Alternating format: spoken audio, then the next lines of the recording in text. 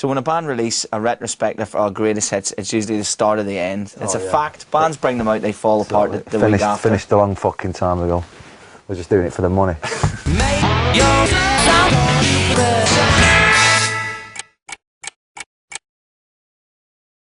We always get badgered about in interviews about best-ofs. And I've never been one for greatest hits, but a the best-of's not... They're not so bad. Well, no, because... No matter which way you fucking go around it, it's the fucking same thing. No, Champagne Supernova's not been a hit, has it? True.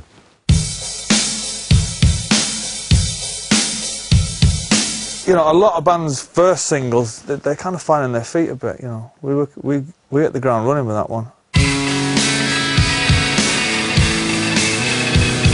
That song, at the time it came out, separated us from every other single band in the country, who were all still immersed in irony.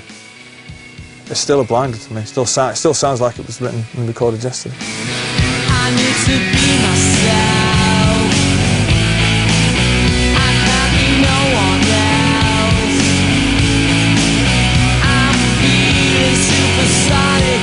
Give me gin and tonic. It was written and recorded in one night in Liverpool. We went in to do a demo of Bring It On Down from the gig, and we couldn't get it right, and we had to have something. And I went in the back room and wrote Supersonic in about half hour, recorded it the rest of the night. That's the rough mix. It was never remixed either. A magical night. It was brilliant. So who picked the tracks? I did. And then presented them? No, I just fucking done it, and that was it. That's not true. He didn't present it. That's the first time I've fucking seen him. That's not true. Because you said you floated the idea, and I don't really see Oasis sitting in a meeting, you know, around a big floating ideas, and that's how it happens. No, we don't have... There's never an Oasis meeting. We don't... It's just an Ole Gallagher meeting. We've only... That's not true either.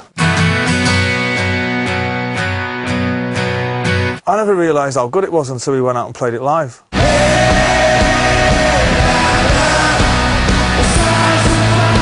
All the gigs all around the world, people were going bananas for that song, and that never nearly made it onto Don't Believe the Truth, never mind this.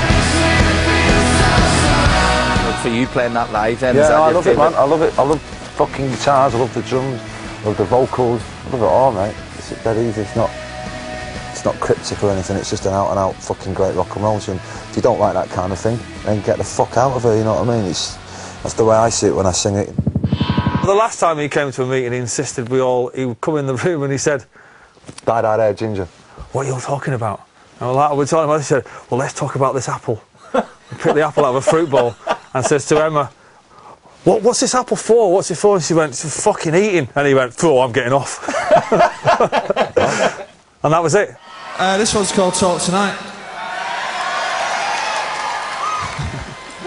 Fucking yabbing that or what, man? When we were on our first tour of America, and funnily enough, me and the singer had a falling out.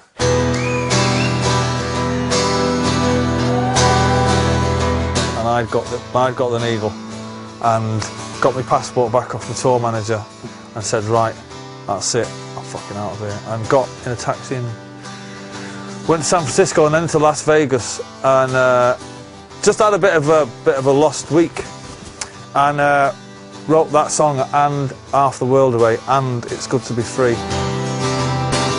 But I wanna talk tonight. But was it not a couple that persuaded you to rejoin Oasis when you were in Las Vegas? That's the story. And you wrote Talk Tonight based on that conversation. Just a random couple said you gotta stay in Oasis. No, it was I managed to get hold of a copy of, I think it's a Melody Maker, and we'd already booked this tour in England, and it had all sold out, and there was an advert, and all the gigs had sold out. And I kind of met up with this girl, and she was going, you'd be fucking mad if it's all blowing up over there, you know. And I was like, yeah, man, fuck it.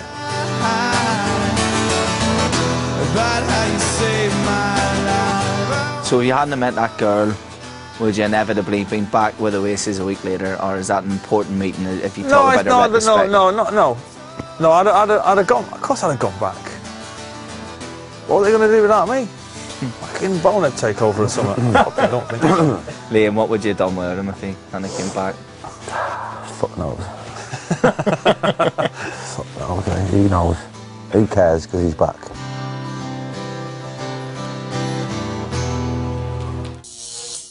Is there a story to be told in the tracks that you picked, a definitive timeline? To me, the songs that are on it are the songs that we generally have played live over the last 14 years or however long it's been. Those are the songs that I feel is our best work. See, did you hear that? Aye.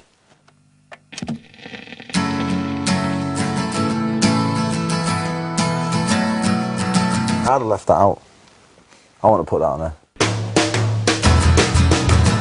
Today was gonna be the day, but they'll never throw it back to you. It's not one of my favourites, but it is a great song. Not to do. I don't believe that anybody. I've heard a version of it by Ryan Adams, which I think is brilliant. And Mike Flowers Pops covered it as well. Yeah. Somebody on Radio 1 when they first played it said that they'd found the original Wonderwall. They played it on Radio 1 and the premise was, the blagging bastard. They found this tune from the 50s. I got a fucking phone call. I was in the States off someone going, did you know Wonderwall? And I'm going, oh yeah man, yeah. And they're going, you did write that, didn't you? Yeah. I said maybe. Well, there's this tune doing the rounds in England that they're claiming, and I was like, really? And somebody played it me down the phone, and I was like, you bunch of dicks.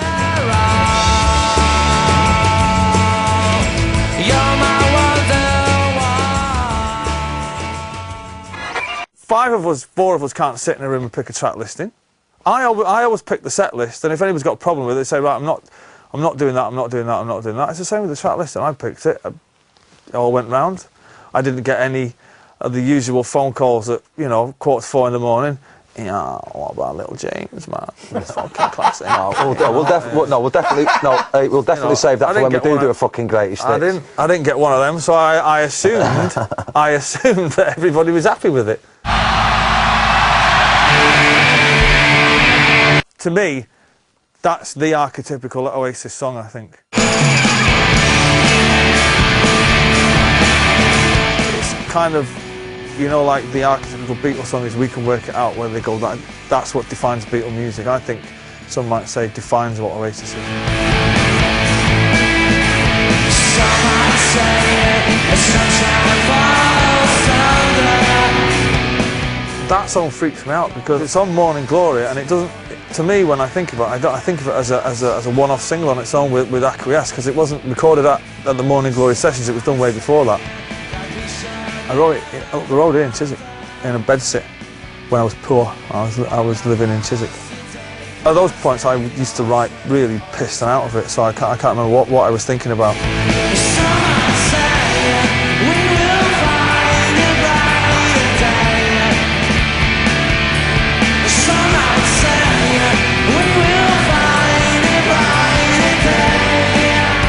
I really don't know what it's about, to be honest. But it's in there because it's our first #1 as well, and it's nobody wrote songs like that at that time with that kind of rock and roll riff, and we had that in fucking every tune was like that. It was brilliant. So what are you calling it? Calling it Stop the Clocks. And do you want to know why? I know, but tell everyone else. Yeah, because it, we might put a bookmark in, like that's what we've done. Yeah, it was one of those. If I can understand it, then fucking so can the rest of the cunts. Precisely. You don't fucking buy it and stop asking questions, you bunch of cunts. I like the structure on that tune, man, more than anything. Everything about it is fucking amazing.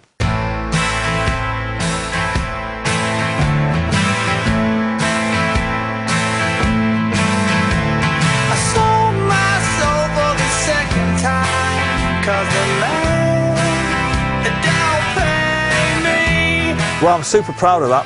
It's already one of our classics, It's just so different, and it's a song about being a lazy fucker but being proud of your own laziness and being amazed by your own laziness. And I like the sound of it, and I like the fact it was recorded in our studio, and with no outside help from anybody.